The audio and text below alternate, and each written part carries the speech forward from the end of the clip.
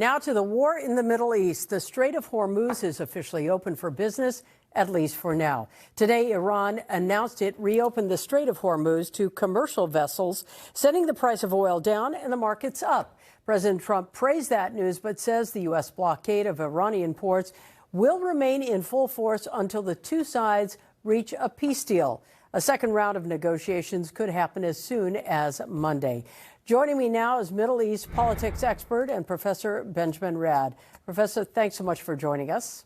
Glad to be here with you, Colleen. Thank you. The president said today the U.S. is getting along very well with the new regime in Iran. Does that seem a little optimistic? And is there, in fact, a new regime?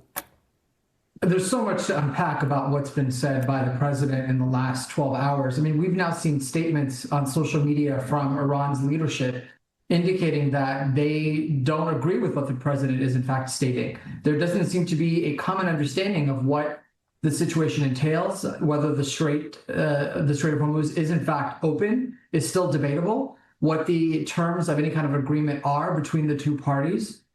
So I think we're left really with some confusion here until we get something, some written document, some statement, joint press conference by both sides agreeing on what the conditions are, because right now there's, I think, a lot of uncertainty. The U.S. is reportedly unfreezing billions of dollars in assets. How much of a motivator is that for the country of Iran?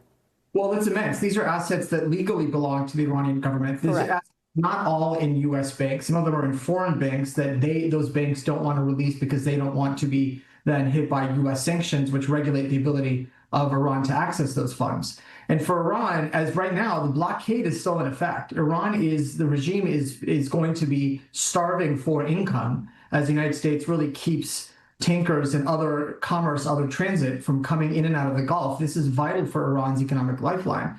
And so the unfreezing of assets relieves some pressure on the regime and allows it to fund its own domestic operations.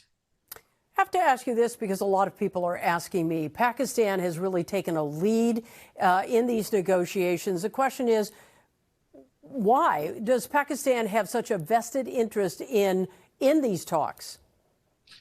I think part of this is stemming from President Trump reaching out to the Pakistanis, wanting an off-ramp here, and Pakistan wanting to play a more important role in these negotiations. So what's notable about Pakistan is that it is a Muslim state, but it is not an Arab Muslim state. So it's not caught up in the sort of drama and fighting that we see taking place between Iran and the Gulf states as a result of these Gulf states hosting American bases or allowing American overflight rights.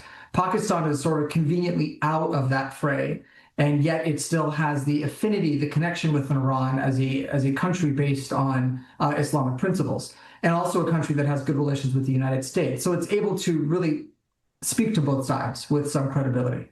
All right, Benjamin Radd, as always, thank you for joining us on the program.